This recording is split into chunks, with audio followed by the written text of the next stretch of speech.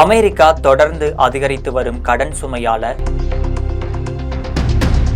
கடுமையான பொருளாதார அழுத்தத்தை எதிர்கொண்டு வருவதா சர்வதேச பொருளாதார வட்டாரங்கள்ல கவலையை அதிகரிச்சிருக்கு. குறிப்பா சொல்ல போனா எக்கனாமிக்ஸ் டைம்ஸ், EDH போன்ற பல்வேறு சர்வதேச பொருளாதார பத்திரிகைகள் வெளியிட்டிருக்கக்கூடிய ஆய்வு கட்டுரைகள் அமெரிக்காவின் கடன் நிலை ஆபத்தான கட்டத்தை எட்டியுள்ளதா சுட்டிக்காட்டியிருக்காங்க.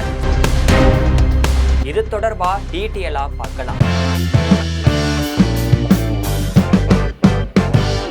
அமெரிக்காவின் பொருளாதார நிலை மோசமடைந்துள்ளதா கூறப்படும் குற்றச்சாட்டுகளை அந்நாட்டு நிர்வாகம் மறுத்து வந்தாலும் கூட அதன் கடன் சுமை தொடர்ந்து அதிகரித்து வருவது மறுக்க முடியாத உண்மையா பார்க்கப்படுது.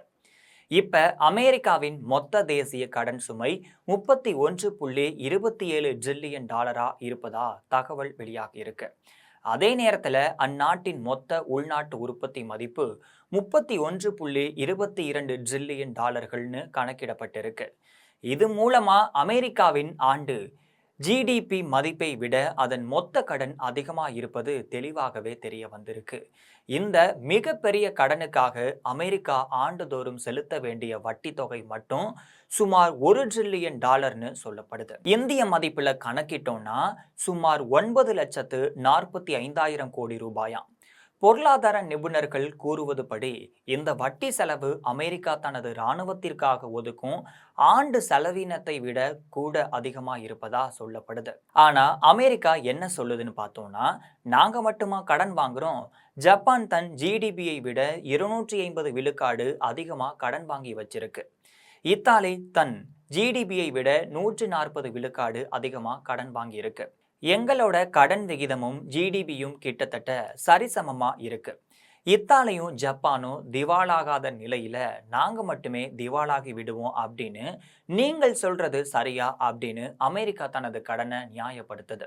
அதே மாதிரி தான் அமெரிக்கா திவாலாகாது அப்படின்னு சொல்றவங்க இன்றைக்கு அமெரிக்காவின் டாலர் தான் உலக கரன்சியா உள்ளது, இந்த இக்கட்டான நிலையை அமெரிக்கா கடந்து விடும் அப்படின்னு சொல்றாங்க.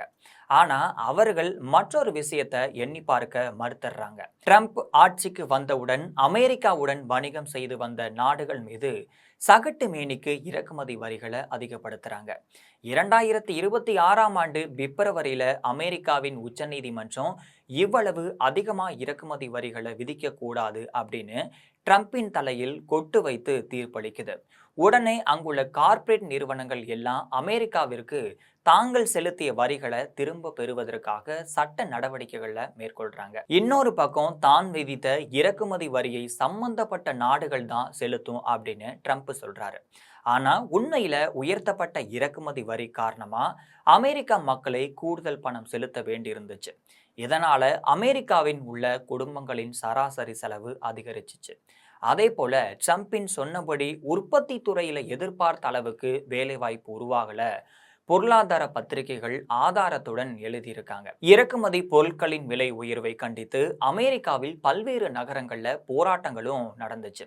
ட்ரம்பின் வரி விதிப்புக்கு எதிராக அமெரிக்காவில் 24 மாகாணங்களும் சிறு நிறுவனங்களும் சேர்ந்து அந்நாட்டின் வர்த்தக நீதிமன்றத்தில் வழக்கும் தொடர்ந்திருந்தாங்க. இதனை விசாரித்த நீதிமன்றம் ட்ரம்பின் 10 விழுக்காடு வரி விதிப்பு சட்டத்திற்கு புறம்பானது அப்படின்னு தீர்ப்பளிக்குது. ஆனா உலக நாடுகளுக்கு அமெரிக்கா திருப்பி தர வேண்டிய தொகை 150 பில்லியன் டாலரா இருந்துச்சு.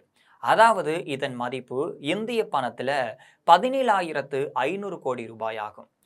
இந்த பணத்தை கார்ப்பரேட் கம்பெனிகளுக்கு அமெரிக்கா திருப்பி தர வேண்டிய கட்டாயத்துல இருந்துட்டு இருக்கு. இது மட்டும் இல்லாம ஈரான் போர்ல அமெரிக்கா செலவு செய்த தொகை மட்டும் சுமார் 2.5 லட்சம் கோடிக்கு மேல் இருக்கும்னு சொல்றாங்க. இப்படியே போனா ட்ரம்ப் தனது ஆட்சி காலத்துல அமெரிக்காவை கடனில் மூழ்கடித்து திவாலாக்காமல் விடமாட்டார் அப்படின்னு அந்நாட்டு மக்கள் பல்வேறு நகரங்கள்ல தெருக்கு வந்து போராட்டமும் நடத்திட்டு தான் இருக்காங்க. குறிப்பா சொல்ல போனா ஈரான் போருக்கு பிந்தைய காலத்துல அமெரிக்காவின் போர் தளவாட செலவு அதிகரித்ததே அந்நாட்டின் கடனுக்கு முக்கிய காரணம் அப்படின்னு குற்றம் சாட்டப்பட்டிருக்கு. குறிப்பா ஈரான் போருக்கு பிந்தைய காலத்துல அமெரிக்காவின் போர் தளவாட செலவு அதிகரித்திருப்பதே அந்நாட்டின் கடனுக்கு முக்கிய காரணமா அமைஞ்சிருக்கு.